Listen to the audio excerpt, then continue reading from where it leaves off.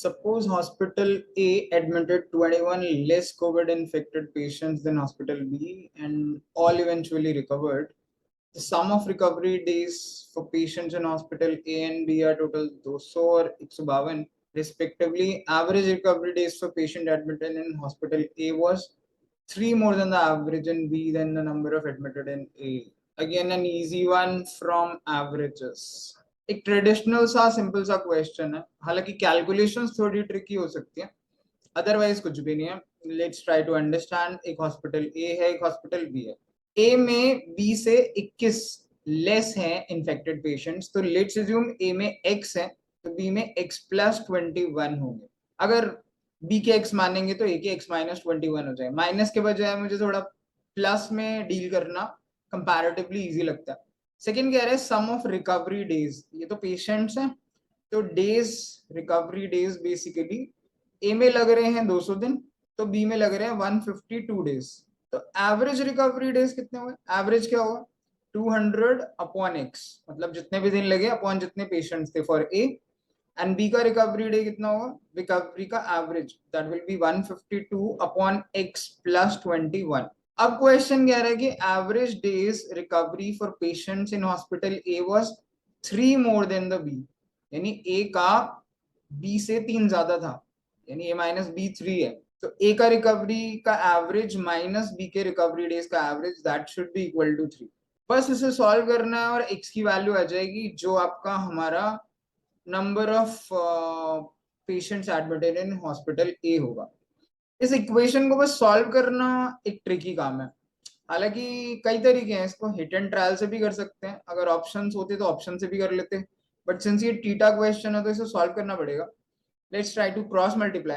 तो ये x plus 21 को हम इधर मल्टीप्लाई करेंगे और इस x को हम इस 152 से, so it will be 200x plus 200 into 21 minus 152x, that is equal to, चलो अपॉन भी लिख देता हूँ यहाँ पे, upon x into x plus 21 which is equal to 3.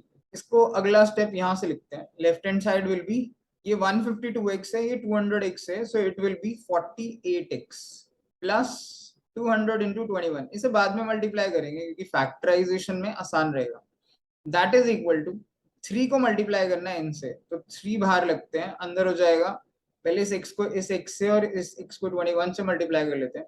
It's x square plus 21x. Further solve करेंगे तो 48x plus 200 into 21 that is equal to 3x square plus 21 into 3 कितना होता है? 63x. इन सबको उधर ले जाते हैं, इसको भी उधर, इसको भी उधर, so will be able to solve it. ये बनेगा 3x स्क्वायर, यहाँ पे 63x है, यहाँ 48x है, तो अगर इसमें से माइनस करेंगे तो 50 13 ये 15x बचेगा, 15x. और ये 200 इंटू 21 राइट साइड में जाएगा तो it will be, sign change हो जाएगा, minus 200 into 21 which is equal to 0. इसमें एक चीज और भी कर सकते हैं हम, वो क्या कि ये सारा थ्रू आउट 3 से कैंसिल कर सकते हैं, 3 कॉमन ले सकते हैं. जैसे ये 3 है, ये 5 हो जाएगा यहाँ पे, और यहाँ पे 7 हो जाएगा. So what will be left is 3 common ले ले तो x square plus 5x minus 200 into 7 equal to 0. अब इस क्वाड्रेटिक को सॉल्व करने के लिए मिडिल टर्म को स्प्लिट करना है दो टर्म्स में. स्प्लिट करने के लिए आंसर आना चाहिए 200 इंटू 7. अब इसके फैक्टर्स लेट्स ट्राई. 200 इंटू 7 होता है 20 इंटू 10 इंटू 7, ये होता है 20 इंटू 5 इंटू 2 इंटू 7. हमें ऐसे फैक्टर चाहिए जिनका डिफरेंस 5 रहे. ये तो डायरेक्ट ही दिख रहा है, 40 एंड 75, दैट्स इट. एक नंबर 40 हो जाएगा, बड़े वाला जो नंबर होगा इसके फैक्टर होंगे plus 40 and minus 35x, plus का 40x एंड माइनस का 35x. अगर इसे ऐड करेंगे तो प्लस का 5x आएगा, मल्टीप्लाई करेंगे तो माइनस का 200 इंटू 7 यानी 1400 आएगा. इसको आप कॉमन लेके भी कर सकते हो, बट मैंने इसका डायरेक्ट भी मेथड बताया था कि ये जो फैक्टर करते हो ना आप, प्लस 40 और माइनस 35, इससे क्या करते हैं, डायरेक्ट रूट निकालने के लिए इन फैक्टर्स के साइन बदलिए, यानी ये माइनस 40 कर दीजिए, इसको प्लस का 35 कर दीजिए, and divided by x square का जो कोफिशिएंट है उससे डिवाइड कर दीजिए. अब एक्स स्क्वायर का कोफिशिएंट तो यहाँ पे 1 ही है, तो डिवाइड करके भी कुछ नहीं आएगा, तो ये एक्चुअली में एक्स की वैल्यूज होंगी माइनस 40 एंड 35.